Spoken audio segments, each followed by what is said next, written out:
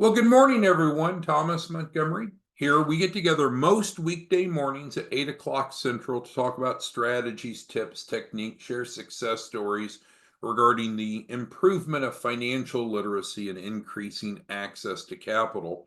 Today is Monday, May 5th, Cinco de Mayo, 2025. My screen should be shared with you, and our topic today is better credit and 100,000 too. We have been administering a grant for quite some time, but we've made some recent changes to a couple elements, and I wanted to go through those with you and help you understand how we can do exactly this, help anyone improve their credit and get access to funding as well. Before we get started on that, let's go over to the left-hand side and get to the profile. So we have a 501c3 nonprofit called 509 Pacific, and we applied for it and we received a grant. The grant does two things.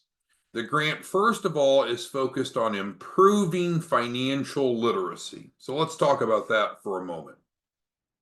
There's a lot of people out there that want money, that need money to start or grow a business.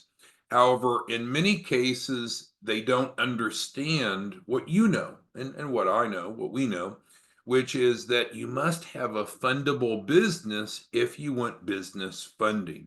Doesn't matter how badly you want money, how badly you need money, you have to qualify. So there's just a lot that people don't learn in school or even in college or through others, that it's important that you and I are out educating about these important financial literacy topics. And the whole program is built around building financial literacy. But the truth is, most people don't give a hoot about financial literacy. What they want is money, getting access to capital to start or grow a business. So we certainly fulfill that, and we'll talk more about that here over the next couple minutes. But it's this twofold mission that really allows us to accomplish our goals. So the way that we administer the grant is by providing a free shelf corporation. And some of you have heard of shelf corporations, maybe you haven't. Not all shelf corporations are the same. So when we built out our program through the grant, we added this adjective, a fundable shelf corporation. And there's a big difference. You can go get a shelf corporation for next to nothing, but is it ready to go to funding? Very often not. So what we're able to do is simplify it. It used to be that we would build fundable businesses for clients, but that took time, effort, expense, and just in some cases, there'd be hiccups along the way. What we've learned and what's proven to be the case is we're much better off to simply provide a client a fundable business, even if they already have a business, but create a new business specifically or use a fundable shelf corporation specifically for that capital raise. Now, we know that people's time is valuable, so by going through the grant, we guarantee in writing participants a minimum of 100,000 capital raise. And I know for a lot of you that's not enough or not much, but that's a minimum. That doesn't mean that we have to stop at 100,000, but to meet the grant outcomes, we're using the Fundable Shelf Corporation to help individuals improve their financial literacy, get money to start or grow a business, to the tune of at least 100,000. Certainly can be more than that. There's not a cap. There's not a maximum. Now, it's important to understand what's included in the Fundable Shelf Corporation, and it's going to tie back over to our topic here in just a moment. That's number 6, actually. But let's go through what it takes to have a fundable business, what we've built into the Shelf Corp, and frankly, why it's so valuable. So if we're wanting to get money, let's just simplify it. If we want money, we need to make a decision. How are we going to qualify for that money? Is it going to be as a person or through a business? In most cases, we're better off to get money through a business because a business has access to more capital. It can get more money more quickly normally than an individual can. So the concept is not just to go get personal loans or personal funding, but to get business funding. If we want business funding, then we need to have, what did we say? A fundable business. So our shelf corporations come kind of like a business in the box. And so it includes a compliant business entity that comes debt free. So there's no debt, no liens, no obligations against it. It's set up as a consulting firm, a management consulting firm. Now, some people say, well, I don't want to run a management consulting firm. I want to do something else. Well, that's fine. We have to pick an industry code for the business. The industry code that we use is for a management consulting firm, but we do label it with the filings as any legal purpose. So in other words, it's not restricted to just management consulting, but that's the industry code because it's easiest to get funding. And it is ready to start making money. So think of it as if you drove by a gas station every day when you went to work or taking your children to school. So you see the gas station. Well, if you bought that gas station, you're buying the business. So now the money that's made from the gas that's sold and the items in the convenience store, that's profit in your pocket. It's a real business. It's not just something in a 3-ring binder. So that's what we're doing. That's what makes this, one of the things that makes this different, is that it's not only a business entity set up to be able to qualify for the funding, the 100,000 minimum. It's also a business that's ready to start operating. We can buy that gas station and start selling gas today, can't we? We can get a shelf corporation and start making money today. So that's an important differentiation. Now, beyond the entity itself, which is, of course, the filing with the state government and the IRS and the EIN and all that, of course. Now, we also need a loan package. Why do we need that? Because if we want to have a fundable business, we have to meet the expectations of lenders. Now, there's different types of lenders and different types of loan programs, but if we're looking for larger term loans, then we're going to need to have the documentation to support it. And so that comes with it. It's already built. And again, this is an example why getting a shelf corp is typically faster, easier, and better, I would argue, than building something from scratch because it's all provided to the client. It's a business in the box. It's ready to go. It's a real business ready to operate and make money. But as far as the documentation, we don't have to work with the client and figure out a million different variables that could take time and delay the process. So it's included. We know that a fundable business also must have a commercial address. So when we go through this checklist, it's not a popularity contest of what do you think and what do I think. We're just building the criteria of a fundable business based upon what lenders want to see. So one element is having a true commercial address. So guess what? We provide a commercial address for free. And then, of course, the mail forwarding.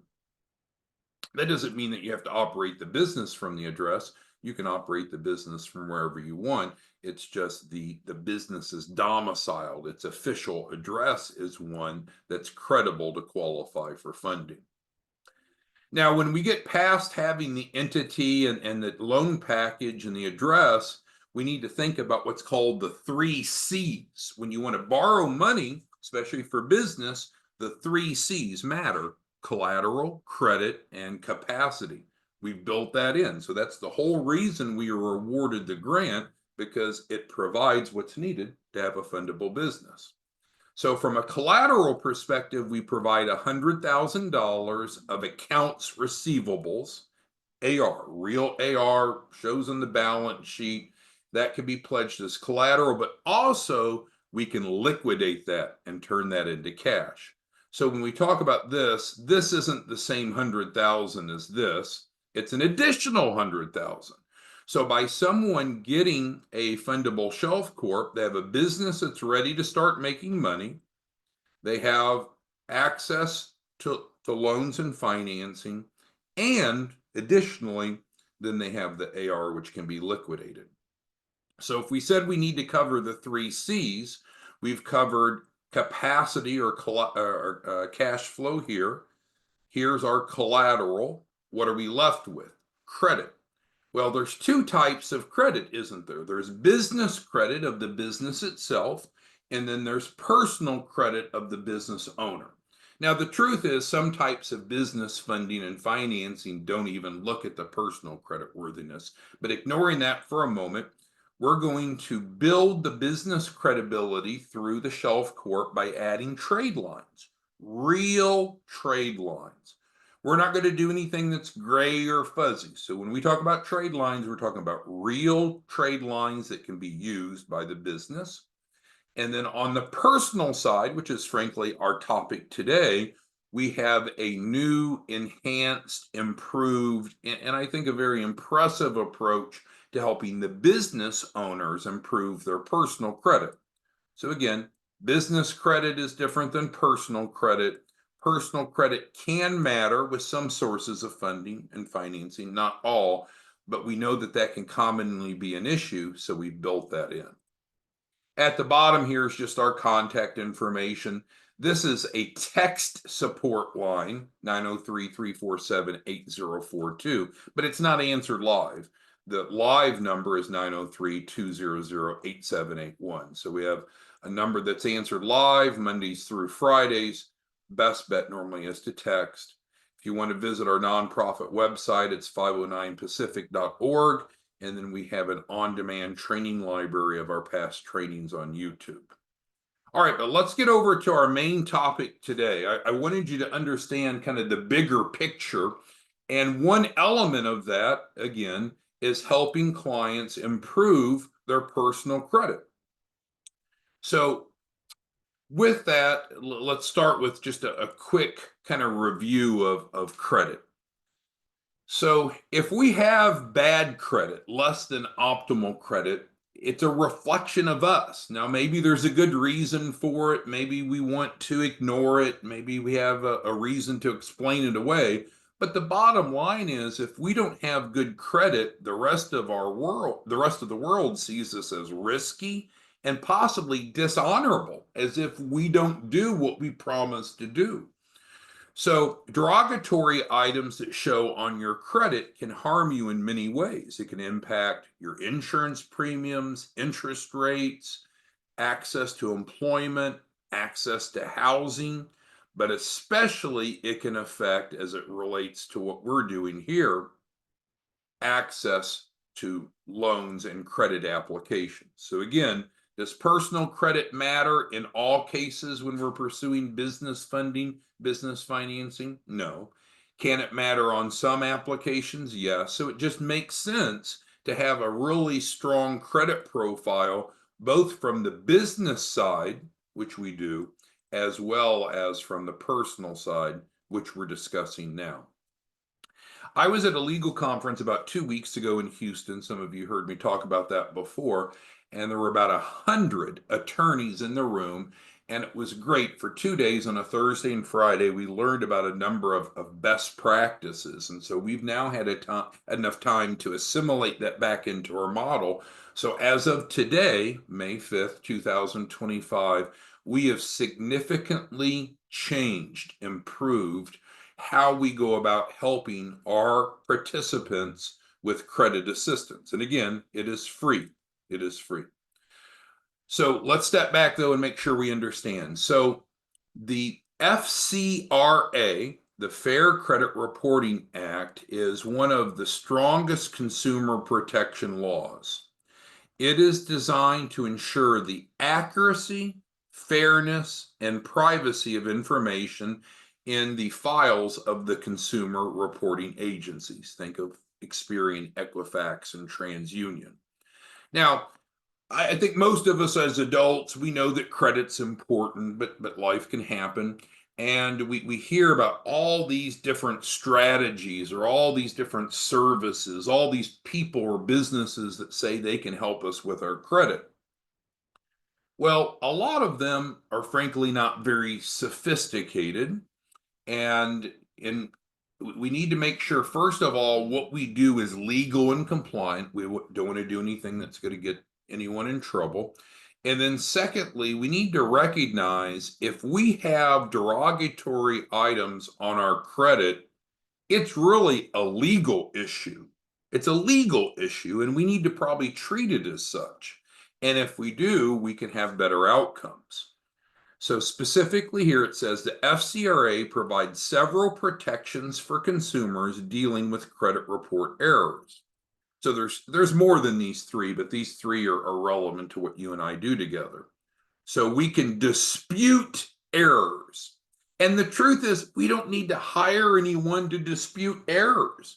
You can go on to the bureaus themselves. I know for myself, I use Experian.com. I pay for that monitoring service. And anything that's on the credit that I want to remove, it allows you to dispute right there. And so we're a big advocate of not paying someone else to dispute something that you could do yourself. And in fact, if we're going to leverage the legal aspect, we will need to document that we've attempted to dispute it. Now, what you and I know is a lot of times disputes don't work. A lot of times these bureaus disregard it and they don't do what the FCRA says they must do. Well, I'm going to explain to you how we can hold them accountable to remove those items. But we have a right to dispute errors under the FCRA. Secondly, there's a mandatory removal of inaccurate information. And so they must remove the information that's inaccurate or unverifiable. And then a big one is we have the right to sue the bureaus. We can sue Experian, Equifax, and TransUnion if they violate our rights. So often people don't do number three. Again, you can find Lexington Law and lots of people that'll go out and help you dispute your errors. I don't know that you need help to do that, but regardless, you can pay people to do that. But what do we know again? A lot of times it doesn't work. Not because it shouldn't work, but it doesn't because in many cases the bureaus will disregard it as frivolous. What we find is if we actually leverage our rights with lawsuits, first the threat to sue and then the actual lawsuit, we can get near 100% of negative items removed legally and ethically. So with that being said, going back to our tagline of free credit, repair, and 100,000 minimum too. So we've covered that the Shelf Corp does a lot. It provides a fundable business with guaranteed access to funding. But let's go through specifically what we're going to do on the personal credit side. Business credit's different. The business credit is different, especially because we usually won't have derogatory items. We just need to add positive, where a lot of times on the personal side, we may need to add positive, but removing or addressing derogatories, negatives is crucial. So we have set forth some easy action steps that's free for anyone that is using the Fundable Shelf Corp. As we announced recently, we offer now a buy now, pay later financing for the Fundable Shelf Corporations, which is allowing anyone to qualify, anyone to participate. All right, so what are the action steps? The first thing is we need to be enrolled in the grant, because if we're not enrolled in the grant, we really shouldn't be expecting to receive the services or the deliverables made available. So we have a large team of what we call grant coordinators, also called Shelf Corp resellers. If you're interested in becoming one, you can do so over here on the 509 website. But they're able to enroll individuals in the grant program. So it starts with that. By design, enrollment in the Fundable Shelf Corporation program is designed to have no out-of-pocket cost. So it's not a pay-to-play. All right, let's move to number two. We need, and not everyone likes this, but we need about a week, plus or minus 7 days, to get all the documentation over to the participants. So what do I mean by that? Well, we need to get this business entity into the grant participant's name because it wasn't before. We need to get the business plan and financials matched up to the grant participant. We need to get the address. We actually provide now a lease, a full lease. There's no charge for the lease, but we provide a full lease for each grant participant with the mail forwarding. So it just takes time to get these first few items done. We're talking about credit specifically today, but here just clarifying it's not instant. Some people want instant. We need about a week to get all of this put together so we're ready to start using the Shelf Corp for financing and for funding. But more specifically is number 3. So concurrent. So in other words, at the same time, we're going to be working with each grant participant. And the first thing that we do is we complete a soft pull authorization. Now, this is interesting. I think it's interesting, fascinating when you talk to individuals that say that they're credit experts, but they tell you to go get a credit report and bring it to them. It's like, well, wait, if you're a credit expert, wouldn't you have been credentialed by the credit bureaus, or at least one of the credit bureaus, to do a soft pull yourself? So I know from our perspective, we had to go through the background checks, the site surveys. We're credible. We're able to actually, with the grant participants' permission, to do a credit pull directly from the bureaus, not asking them to go come up with a credit report and send it to us. Then what will happen is our legal team's going to review the credit profile. So specifically, the grant participant will be emailed instructions. It'll have this link, and it'll also have a link to schedule a call so we can review the credit profile. I think what's really important is that we need to look at the credit profile. We need to look at what's going on. What are the issues? Is there an absence of positive? Is there too much negative? What type of derogatories are there? What are we going to do about those? It's not just, oh, go dispute, dispute, dispute. We need to break it down, identify the problem, and create a customized solution. So that's what we're going to do is we're going to schedule a one-on-one call to create a client-specific strategy to improve your credit by removing negative and adding positive trade lines. And again, that's at no cost. So we go through a simple expedited process to remove the applicable negative items. What's highlighted here again is the emphasis similar to here is that in some cases, the bureaus don't do what they're supposed to do, what they're required to do under federal law. So what do? Do you just give up? Do you stick your head in the sand? No, what we need to do is hold them accountable. And so our legal team can literally sue the bureaus to force them to remove the applicable negative items. This is what's typically missing in credit repair. FCRA is not new. You've probably heard of it. Disputing is not new. You've probably heard of it. But what most people aren't doing is creating consequences for the bureaus if they don't comply. And I can tell you, none of these bureaus want to send attorneys out to to go to a sympathetic courtroom, because most people don't really like Experian, Equifax, and TransUnion. So anytime that we're going to sue them, we're normally going to do a jury trial. So when we have a jury trial, we're suing the bureaus on behalf of the client for their clients, for their rights being violated. We don't want what's called a bench trial where the judge decides. We want a jury, and we're able to pick that jury. And that jury, of course, are people local from the community that probably don't like the bureaus. Now, the truth is it rarely will go to trial because guess what? Equifax, TransUnion, and Experian, they don't want to send their attorneys out to these lawsuits, which they're almost always going to lose. So they almost always settle. In some cases, it can result in punitive damages to the bureaus, money to the client, but in many cases, it'll get those negative items removed without ever having to go to court. But it's about consequences, right? So the law exists. We're not unique in the sense of, oh, we know the law better than someone else.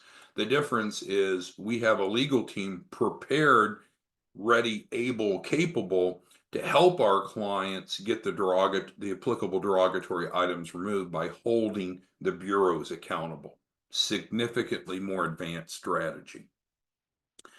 So our approach to credit improvement incorporates a legal model. And when I say legal model, not only is it legal versus illegal, but it's using legal professionals, whereby our legal team can sue the credit bureaus if they violate your consumer rights by not removing those derogatory items. Again, no cost. So let me open it up for questions, comments, concerns. I'll leave the contact information here so you can see it. But let's go ahead and get into the questions, comments, concerns that any of you have. Give me just a second to pull my Q&A up and go ahead and type them in if you have any here. Let's see. Michael is asking about a template. Yeah, so for any of you who are our resellers and or grant coordinators, those kind of mean the same. And if you're not one, you can become one here on the nonprofit website. We're going to be doing more to help you all in terms of providing landing pages, in terms of providing editable flyers like this one. So absolutely. So if you're a current distribution partner like yourself, Michael B., just simply text the support line and we can get you taken care of. Because I do think this is a good piece. Now, if you're one of our distribution partners, this really opens it up because a lot of people want money to start or grow a business. That's kind of one target audience. But there's a whole nother target audience of people that have shitty credit that don't want shitty credit and they'd love to have money too. So this really opens up the Shelf Corporation proposition to not just those chasing after business funding, but those that have been impacted by adverse credit. Sanya asked about the buy now, pay later. So what happens with the Shelf Corporation, it's free, but you have to understand how it's free. It's kind of like if you ever leased an apartment, maybe back when you were in college, you had to move away from home the first time before you bought a house.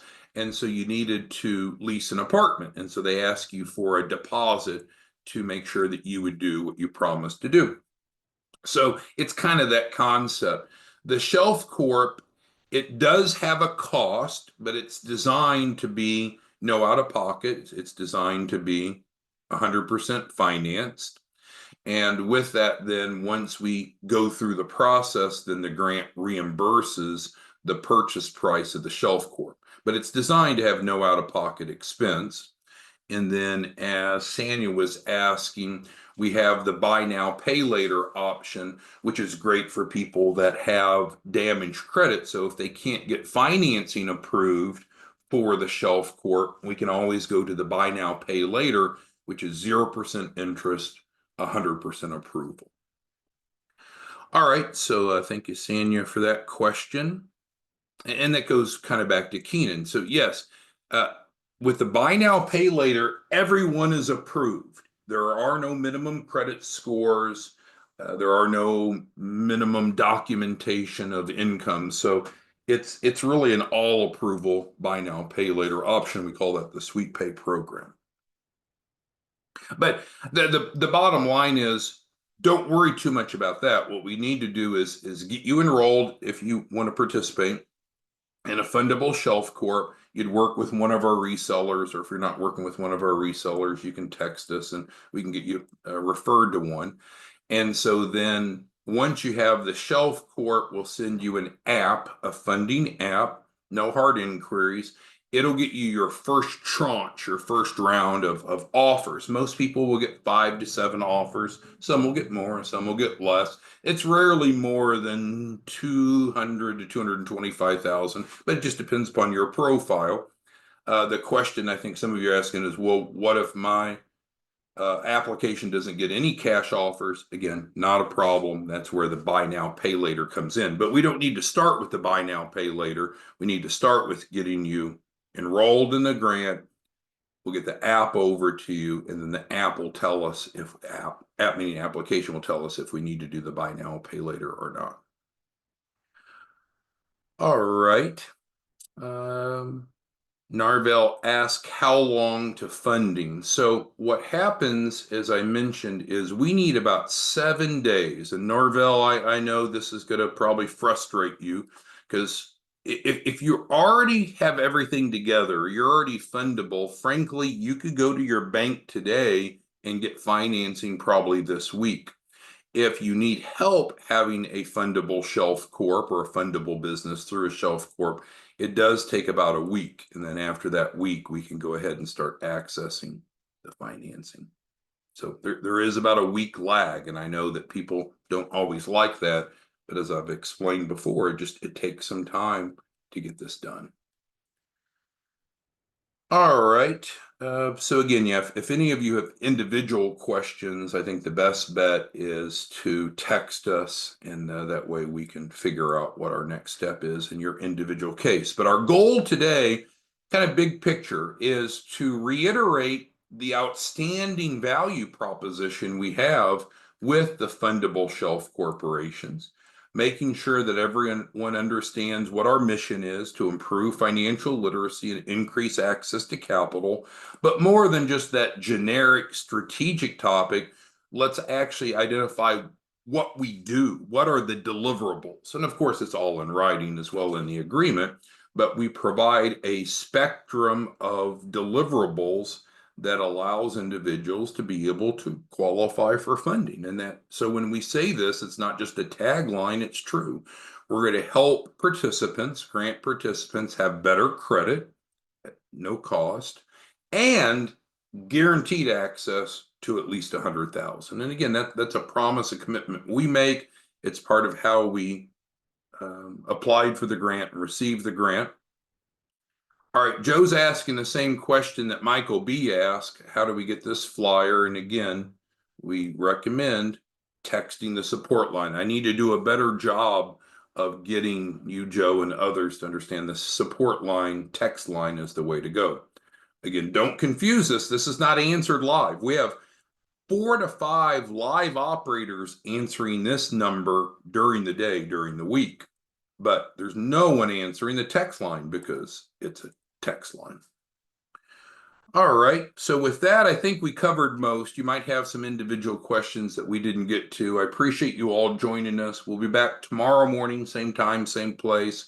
But feel free to reach out. I hope that you have enjoyed this material because this is a game changer. I think for a lot of you, you live in this country club environment, right? You take Ben, for example. I mean, when you're driving a Bentley to the country club every day, you're kind of in a different world. But the average person doesn't have that 800 type credit score that Ben has. The average person needs money to start or grow a business. And so we're here to help people that need assistance with improving their credit through a legal model, legal both in the sense that it's not illegal, but also in the sense that it's a legal-based approach. It's not a dispute. You can do that yourself. I just don't think that you need to spend any money hiring someone to dispute. May work, may not. Often it doesn't. But if we hold the bureaus accountable, then they have to remove those derogatory items. All right. Thanks, everyone. See you back tomorrow morning. Have a great day. Let us know if we can do anything to help you. Bye.